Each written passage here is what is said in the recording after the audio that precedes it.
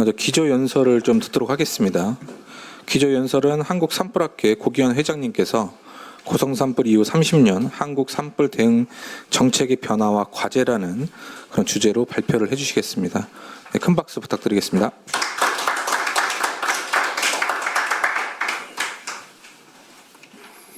예, 제가 아까 그 주관 측에 인사말 하려고 하는데 또 반복될까봐 메시지가 제 준비해온 거는 좀 단일해서 좀 생략을 했다 말씀드리면서, 그럼에도 불구하고 우리 존경하는 허영 의원님, 이양수 의원님, 또 오늘 이 자리 함께 주최해 주신 우리 도민일보 우리 경민현 사장님, 또 참석자 여러분들 감사드립니다. 저는 이제 96년도 고성산불을 좀 돌이켜보는 자리인데요. 아까 의원님 말씀하셨듯이 일주일 후입니다. 23일 정오쯤에 이렇게 발생을 했는데 군 사격장에서 발생했죠. TNT 처리하다가 튄 불꽃이 이제 유명한 양간지풍, 뭐 말씀들이 많습니다. 양간지풍인지 양강지풍인지 말씀이 있는데 뭐 지리적인 그런 범주인데요. 하여튼 강풍이 늘상 있는 지역이거든요. 면적이 축구장 면적이 한 5,000개 정도의 면적이 탔고 200여 동이 넘는 집들이 피해를 입었습니다. 이재민도 많이 발생을 했고요. 아주 좀 참혹한 좀 피해였는데, 그때 저는 산림청에 입사를 한 지 한 1년 정도 됐던 시기거든요. 그래서 뭐 산불에 대한 지식들이 있겠습니까? 그때 경험이 일천한 가운데 산불 교관을 맡았고, 그때 이제 산불 감시 이 수요가 많이 있기 때문에 군 복무 대신에 한 1만 명 정도의 공익요원들을 산불 감시 또 환경보호 이런 데다 투입을 했거든요. 그래서 그 공익요원들 교육을 하면서 산불을 처음 또 배우고 또 현장도 다닐 수 있었고, 산림청 30년 정도 생활하면서 한 5번 정도의 임무를 했고, 현장에서도 있었고, 아까 말씀드린 대로 헬기 50대를 운용하는 그런 항공본부에 있었고, 또 산불 방지의 그 상황실 또 정책을 좀 한 2년 정도 다뤄봤습니다. 그래서 지금 또 공교롭게도 산불 학회장으로 또 자리를 옮겨가지고 고성산불 30년을 좀 맡고 있는데, 아까 의원님들이나 우리 경민영 사장님 또 말씀하신 게 앞으로가 문제라는 메시지로 저한테 들리거든요. 그래서 앞으로 문제면 그동안 30년 동안 우리의 숲들은 안전하게 지켜졌는가, 또 지킬 수 있는 그런 대응 역량들은 충분히 좀 구비되었나, 그렇게 좀 자문을 합니다. 질문을 좀 하게 되거든요. 그런 것들을 제가 좀 도입부로 해서 말씀드리고, 여기 쟁쟁한 전문가들이 좀 있거든요. 그분들 이야기를 좀 깊숙이 듣도록 하겠습니다. 슬라이드 두 번째 한번 눌러주시죠. 제가 누를까요?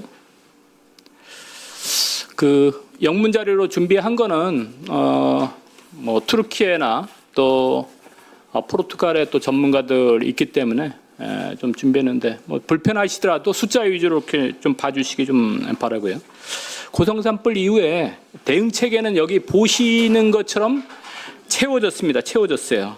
산불지나 헬기도 소형 위주로 해서 30년 전에는 구비돼 있었고, 지자체도 자체 방어 능력 헬기들이 없었고, 또 대형 산불에 대응하는 그런 대응 매뉴얼이라고 할까, 이런 것들이 없었는데 30년 지난 다음에는 수량적으로 해서 산림청 헬기는 뭐 그 일부입니다.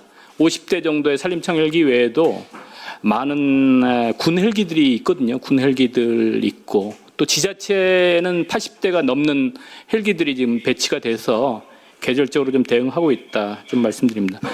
하울링 좀 꺼주실래요? 네. 그래서 지상도 차량들이 뭐 고성능 차량들, 소방 차량들도 동원이 돼서 대응 능력들은 굉장히 물 투하 능력들, 살포 능력들 많이 좀 증강이 됐다 이렇게 말씀드립니다. 이런 성과들, 수량적인 성과들을 뭐 폄훼할 생각은 없습니다. 그런데 수많은 현장 인력들도 지금 배치가 돼 있고 그분들 많이 고생을 하고 또 소규모 산불들 대부분의 산불들은 꺼지고 있습니다. 꺼지고 있습니다. 그것은 뉴스가 되지 않아서 그렇지만 고생을 하고 있고 말씀하신 대로 또 초등 대응 시간도 금년에 또 특히 정책적으로 관심을 가져서 단축이 되었다 이렇게 말씀드립니다. 그런데 이제 제가 말씀드리는 거는 지난해 경북 산불에 봤듯이 소수의 대형 초대형 산불이거든요. 많은 헬기가 떴죠. 그리고 진화 자원도 많이 투입이 됐는데 피해가 기록적이었습니다. 10만 헥타르면 서울시 면적이 7만 헥타르가 안 되거든요. 서울시 면적이 7만 헥타르가 안 됩니다. 10만 헥타르 오버입니다. 오버. 가장 큰 이 산불로 기록이 됐는데 고성 산불도 그때 컸고 굉장히 사회적으로 또 많이 그 이슈가 되었다고 좀 말씀드리는데 이렇게 보시면 우상향으로 해서 피해 면적들이 늘고 있습니다. 줄어야 되는데 그런 것들이 진화에 대한 투자는 좀 되었지만 우리가 또 놓치고 있는 부분이 있을 수 있다 이렇게 좀 말씀드립니다. 그래서 숲과 사회를 우리 마을을 안전하게 지킬 수 있는 여건이 되었는가 질문을 많이 하게 되는데요. 보면 저는 뭐 산림을 전공하고 또 현장에서도 산림 관리를 또 했는데 치산 녹화 70년대 이후에 굉장히 숲이 우거졌습니다. 우거져 가지고 자원적으로 또 경관적으로는 굉장히 푸르러졌고 많이 활용할 수 있는 좀 단계인데 이것들이 수량적으로 보면 거의 3.4배, 한 4배 정도의 증가량을 나타내고 있거든요. 30년 만에 3.4배면 엄청난 속도로 해서 목재 자원이 늘고 있다는 말씀을 좀 드립니다. 이런 부분들이 자원이지만 우리가 관리를 하지 않으면 분명히 연료가 된다는 말씀드립니다. 연료가. 그래서 대형 산불에 있어서 연료 관리, 산림 관리를 하지 않으면 우리 숲은 앞으로도 더 취약해질 것이다 좀 말씀을 드립니다. 이뿐만 아닙니다. 숲의 문제뿐만 아니고 산불이 일으키는 문제들은 도시의 문제입니다. 마을의 문제. 의성 산불에서도 많은 마을들, 도시도 좀 위협을 했는데 이 개발 사업에 이런 주택이나 시설들 건축을 하면서 산림하고 생활 공간이 인접하면서 대형 산불이 인명 재산 피해로 이렇게 위협을 하고 있거든요. 이것은 뭐 전 세계적인 현상들이고 소위 뭐 와일드니스 어번 인터페이스라고 WUI의 그 비율들이 전 세계적인 비율들이 있습니다. 글로벌 에버리지가 4.7%인데 우리나라는 통계를 보면 40%가 넘습니다. WUI의 영향을 받는 지역들이 굉장히 문제다. 이게 앞으로는 생활권의 인명, 시설 피해를 막기 위한 특별한 대책들이 좀 필요하다는 말씀을 좀 드립니다. 그래서 이런 부분에 대해서 저희가 소홀히 했다는 말씀을 좀 드리고요.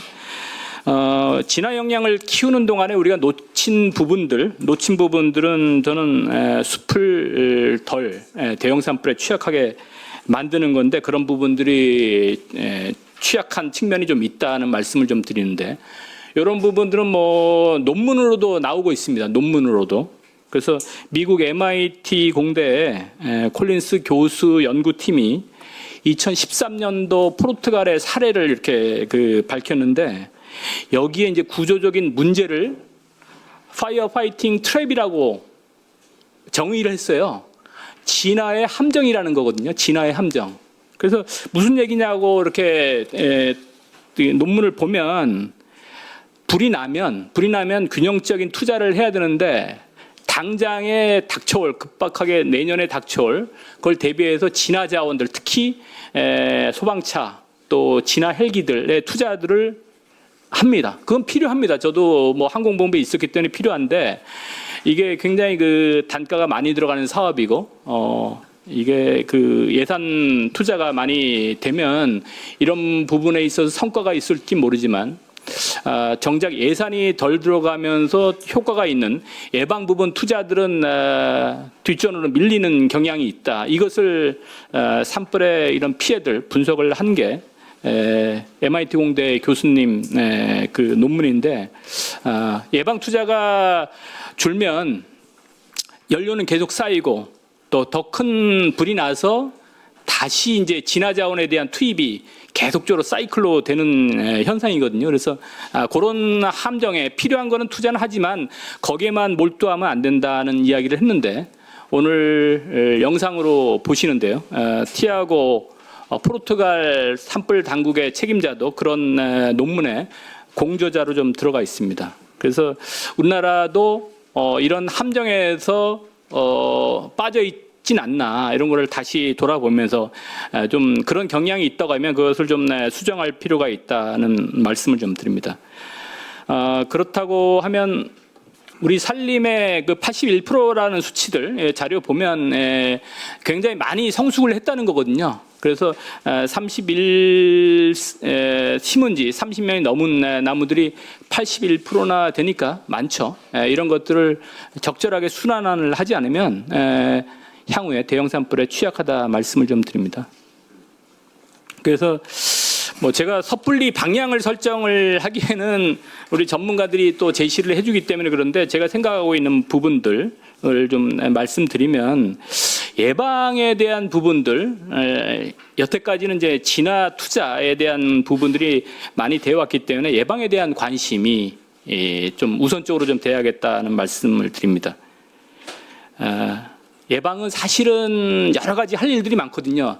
단순하게 예방 캠페인을 하고 또 나무를 자르는 일뿐만 아니고 여러 가지 일들이 있습니다. 뭐 산림과 연접된 지역에 풀을 제거하고 예전에는 이제 가축이나 염소가 있어가지고 그 풀 자체가 자연적으로 또 가축에 의해서 제거됐는데 지금은 그런 프로세스들이 없거든요. 근데 외국 같은 경우는 방목뿐만 아니고 믿지 못하겠지만은 산 안에 또 산 연접 지역에 불을 놓습니다. 이파를 합니다. 처방 이파라고 해서 계획된 이파까지 하거든요. 왜 그러냐면 숲을 살리기 위해서 일부러 산불 위험 지역에는 미리 블록해서 아예 연료물들을 이런 라인을 그어가지고 이렇게 제거를 합니다. 그렇게 다양한 수단들이 있습니다. 다양한 수단들이 있고 또 어떤 경우에는 화학제, 친환경 화학제를 해서 식생들의 생장을 특히 위험한 지역들, 뭐 문화재 지역이나 또 원전 지역 이런 지역은 화학제를 활용해서 생장을 억제하는 그런 트리트먼트도 있거든요. 근데 우리나라는 그런 것들을 많이 배제하고 캠페인하고 나무 자르는 것밖에 안 하거든요. 그래서 예방 대책은 굉장히 많은데 그런 것들을 좀 늘 필요가 있다. 그렇게 좀 말씀드립니다. 오늘 포르투갈 연사나 또 투르키에는 사실은 저도 한 2번 정도 갔다 왔는데 우리나라 진화 영양들을 많이 증강을 시켰다는데 투르키에도 마찬가지입니다. 투르키에도 마찬가지인데 투르키에서 보는 것들은 UAV라고 하는 무인기 성능들을 굉장히 많이 증강을 시켰거든요. 그래서 헬기가 주간에만 임무를 해야 되고 또 연무가 끼면 수십 대가 동원이 됐지만 유관 비용이기 때문에 전혀 이륙을 못 하거든요. 근데 UAV는 그렇진 않습니다. 무인기 조종이기 때문에. 그래서 UAV 성능이 개발이 돼서 모니터링도 하고 한 300km 이상의 무인기들은 직접 진화도 합니다. 진화도 하기 때문에 이런 부분에 대해서는 외국에서는 사례들이 많거든요. 투르키에 미국 그런 거 좀 있고요. 뭐 여러 가지 AI 기능을 활용해서 전략적인 투입들도 할 수 있고 여기 이제 헬기 조종사 출신도 계시는데 헬기의 한계들을 보완할 수 있는 그런 방안들이 고정이익 수송기 물투하 능력이 아주 10,000리터 이상 되는 그런 능력 있는 비행 수단들, 진화 수단들이 있다. 그런 것도 오늘 좀 이야기가 될 수 있겠다 말씀드립니다. 뭐 그 외국의 사례들을 저희가 바로 채택은 할 수는 없지만 우리의 맞춤형으로 해서 도입을 해야지 되지, 그렇지 않으면 현재 패러다임에 머물러 있으면 앞으로가 또 문제다, 그런 생각이 들거든요. 그런 부분에 있어가지고 고성산불에서 고성산불 경험에서는 진화자원을 당장 늘리는 데는 성공을 했거든요. 근데 지금은 이제 진화자원 외에도 숲이 보시는 것처럼 몇 배의 그 연료자원화할 수 있는 가능성이 있던 이것을 정리를 해주지 않으면 또 다른 고성산불의 피해, 또 다른 경북산불의 피해가 있기 때문에 패러다임을 더 보강을 하고 또 전환을 할 필요가 있다. 이게 제가 오늘 드리고자 하는 말씀이거든요. 그래서 제가 너무 시간을 잡은지는 모르겠으나 이런 메시지들을 통해서 우리 전문가들이 더 구체적으로 좀 이야기를 하실 거다 말씀드립니다. 고성산불이 주는 그때 당시에 답에는 저희가 성실하게 또 나름 것은 대답을 했는데, 지금 현재 경북 산불을 겪은 이후에 또 질문은 또 다르거든요. 그 질문에 대해서도 좀 제대로 된 답을 내올 필요 있다 말씀드리면서 기조 발제, 기조 연설 마치도록 하겠습니다. 고맙습니다.